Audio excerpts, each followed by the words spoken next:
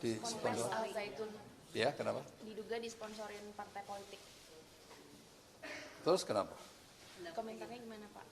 Oh, saya pikir itu dari dulu selalu begitu ya. Makanya saya katakan, kenapa sih Al Zaitun ini setiap menjelang pemilu ribut?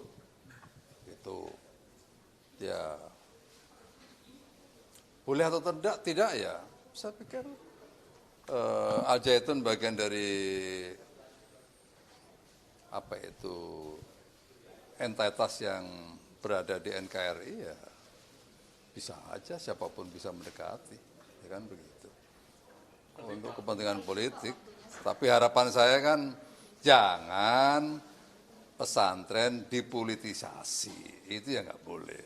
Tapi kalau hak-hak perorangannya karena setiap orang memilih hak politik, ya silakan. Tapi jangan dipolitisasi, karena jadi ribut seperti ini nih.